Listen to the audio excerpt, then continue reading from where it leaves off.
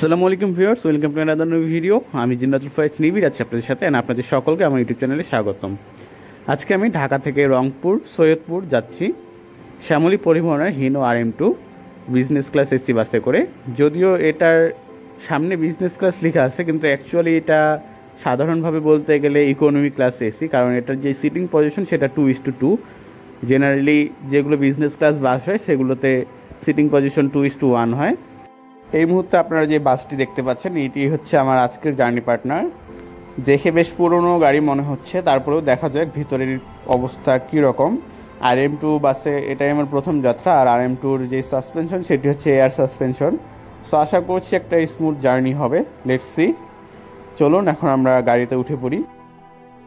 আমাদের গাড়ি 9:30-এ ছাড়ার কথা, এখন 9:30-ই বাজে, বাট এখনও ড্রাইভার বাসে উঠেননি।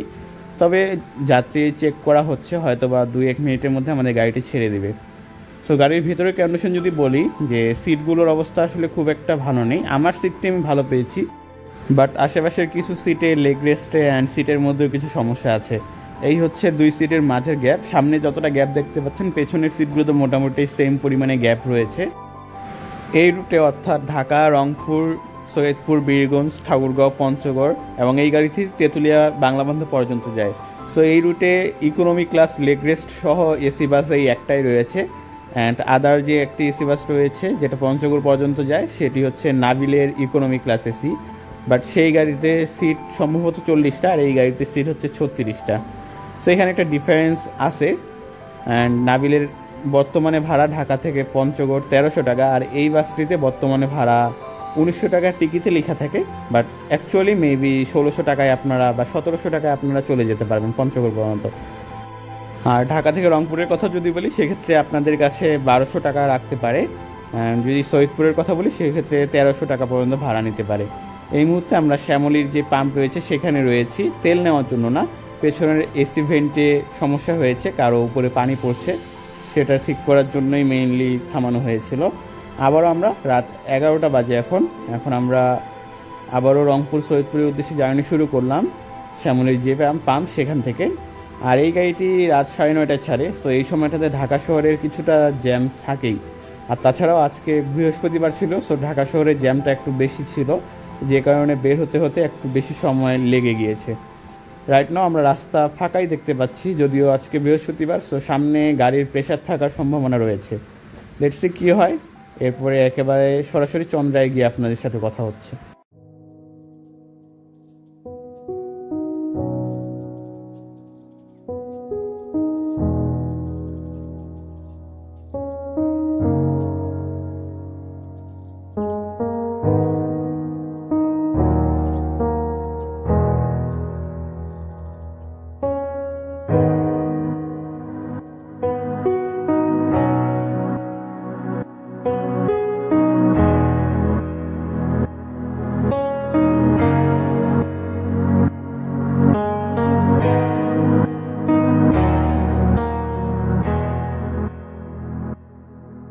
এখন বাজে হচ্ছে রাত 11:45, আর আমরা এখন চন্দ্রায় রয়েছি।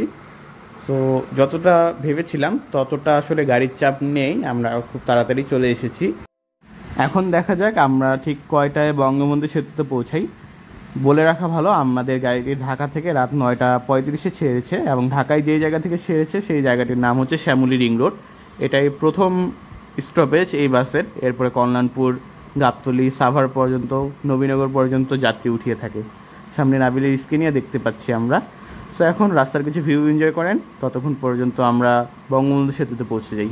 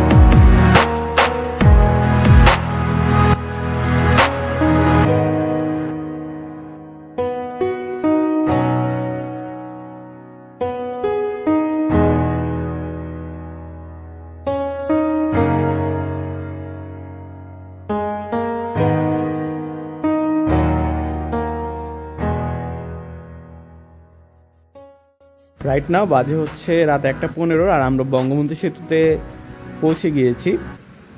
সো এই জার্নিতে আমার হিনো RM2 বাসটির যে এক্সপিরিয়েন্স হচ্ছে সেটি হচ্ছে একটু বেশি দুলে, যে কারণে একটু বেশি স্পিড করলেই গাড়ির দোলনটা কন্ট্রোল করার জন্য কিছুটা ব্রেক করতে হয়। সো খুব বেশি জোরে চালানো যাচ্ছে না, অ্যাকচুয়ালি আসতে যাওয়াই ভালো। আমি স্পিড লাভার না, তারপরেও বলে রাখা ভালো যে এই এক্সপিরিয়েন্সটা হচ্ছে। অ্যান্ড সাসপেনশনটা একটু বেশি দুলে, যেখানে স্ক্যানিয়া দেন হুন্দাই আর ভলভোর থেকে কিছুটা বেশি মানে ঝাঁকুনিটা ফিল হয়। ভলভোতে সেভাবে ঝাঁকুনিটা ফিল না হলেও এখানে ঝাঁকুনিটা বেশ ভালো ফিল হয়। কিছু ভিডিও দেখেছিলাম আগে RM2 এবং RN8J, সো দুটাই একটু সাসপেনশনটা বেশি দুলে, এয়ার সাসপেনশন হয়। বাট আমাদের এই রুটে অর্থাৎ পঞ্চগড় পর্যন্ত যদি বিজনেস ক্লাস বাদে যদি অন্যান্য বাসের হিসেব করি তাহলে দেখা যাচ্ছে ম্যাক্সিমাম 1J। এনআরজি এসিটি সেটিও 1J, নাবিলের যে এসি বাস সেটিও 1J বাস। এটি একমাত্র ইকোনমি ক্লাস RM2। সো যারা বিজনেস ক্লাস বাস অর্থাৎ স্ক্যানিয়া ভলভোতে এফোর্ড করতে পারবে না, বর্তমানে মনে হয় সেগুলোতে ভাড়া 2000 টাকা। সো সেক্ষেত্রে এখানে 1700 টাকায় যদি কেউ এসি বাসে যেতে চায়, এটা বেশ ভালো একটা অপশন বলে মনে করি। বাসের কন্ডিশনটা আরও ভালো হলে বেশ ভালো হতো, একটা অনেক পুরনো বাস পেয়েছি। রাইট নাও বাজে হচ্ছে 2:15 আর আমরা এখন ফুড ভিলেজে পৌঁছে গিয়েছি। এই হাইওয়ে রেস্তোরাঁগুলোতে মেইনলি খাবারের দামটা একটু বেশি থাকে, সো ট্রাই করবেন হালকা কিছু খেতে এগুলোতে, এবং খাবার অর্ডারের সময় মূল্য তালিকা দেখে খাবার অর্ডার করবেন। সো এই হচ্ছে আমাদের আজকের জার্নি পার্টনার। এখন ফুড ভিলেজে রয়েছি। এখানে আসলে এই রাতের বেলা বেশ অনেকগুলো গাড়ি দেখা যায়, অনেক ধরনের অপারেটর দেখা যায়। সামনে রয়েছে নাবিলের স্ক্যানিয়া।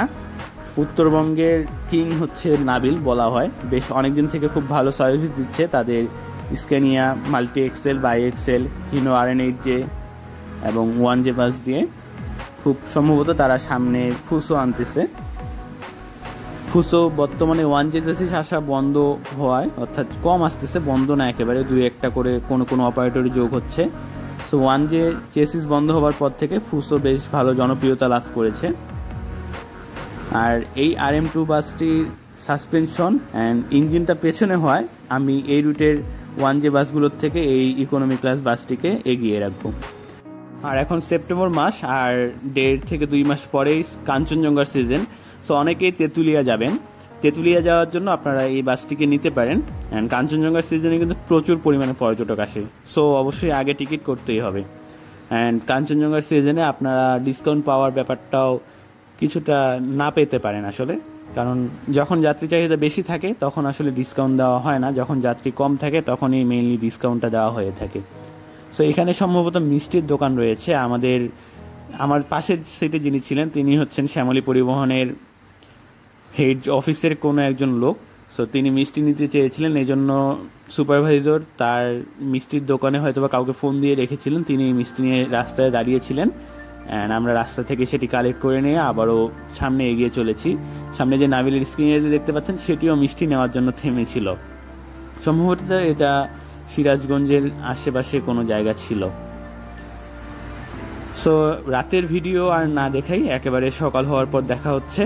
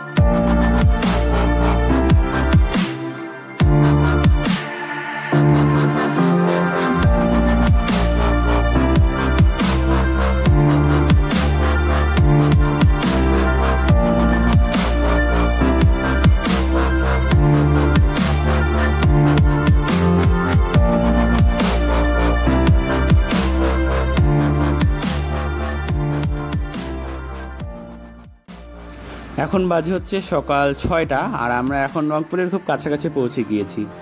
সো অ্যাজ ইউজুয়াল আমি আসলে বগুড়ার পরে কিছুটা ঘুমাই অ্যান্ড রংপুরের দিকে এসে ঘুম থেকে উঠি। জার্নিতে কিছুটা না ঘুমালে, অ্যাকচুয়ালি যেগুলো 10 ঘন্টা 11 ঘন্টার জার্নি, সেগুলোতে কিছুটা না ঘুমালে আসলে শরীরের উপর অনেক প্রেশার পড়ে যায়, যে কারণে মাঝখানে কিছুটা রাস্তা ভিডিও অফ করে আমি কিছুটা ঘুমিয়ে নিই। তো 3টায় ঘুমিয়েছিলাম, এখন মোটামুটি 6টা বাজে। মাঝে 2-1বার উঠেছিলাম, কিন্তু এই রাত থাকায় আসলে ভিডিও করা হয়নি। এখন আমরা রংপুরের একেবারে কাছাকাছি পৌঁছে গিয়েছি। সো 6টা 5-10-এর মধ্যেই আমরা রংপুর পৌঁছে যাচ্ছি। রাত 9টা 30-এ আমাদের গাড়ি ছাড়ে। অ্যাকচুয়াল টাইমটাই ধরলাম, যেটা গাড়ি ছাড়ার সময়, গাড়ি কখন ছেড়েছে সেটি ধরলাম না। সো 9টা 30 ধরলে এখন মোটামুটি 8.5 ঘন্টা মতো সময় লেগেছে আমাদের রংপুর পৌঁছাতে। অ্যান্ড ঢাকার দিকে ওই জ্যামটা আর ওই এসি ভেন্টের সমস্যাটা না হলে অ্যাকচুয়ালি আমরা 8 ঘন্টার মধ্যে হয়তো বা পৌঁছে যেতাম। অ্যান্ড এই যে সময়টা সেটা হচ্ছে হোটেল ব্রেক সহ। হোটেল ব্রেক অলমোস্ট 30 থেকে 40 মিনিট গেছিলো আমাদের হোটেল ব্রেকে। এই হচ্ছে রংপুর শহর। আমরা মাত্র রংপুরে ঢুকেছি, এখানে একটা ছোট্ট ব্রেক দিয়েছি। আমি সারার সামনে যাব, যারা রংপুর আসবেন এই গাড়িতে তারা এই রংপুর পর্যন্ত চলে আসতে পারেন। অ্যান্ড এখানে চাঁদ ফিলিং স্টেশনে আমাদের গাড়িটি একটা ছোট্ট ব্রেক দিয়েছে, কিছু যাত্রী ওয়াশরুমের প্রয়োজন ছিল, যে কারণে আমরা একটা ছোট ব্রেক দিয়েছিলাম। এটি হচ্ছে রংপুর শহরের যে বাইপাস রোড। এই রোড দিয়ে মেইনলি গাড়িগুলো দিনাজপুর, ঠাকুরগাঁও, পঞ্চগড়, নীলফামারীর দিকে যায়। পাশে Rangpur cantonment public school and college রয়েছে, উত্তরবঙ্গের অত্যন্ত স্বনামধন্য একটি প্রতিষ্ঠান। সামনে আবারও একটি নাবিলের গাড়ি দেখা যাচ্ছে। উত্তরে আসলে নাবিলের আধিপত্য বেশ ভালোই বোঝা যায়, আর আমি একজন নাবিল লাভার, কারণ তাদের সার্ভিস এখন পর্যন্ত আমার কাছে এই রুটের অন্যান্য গাড়িগুলো থেকে ভালোই মনে হয়েছে।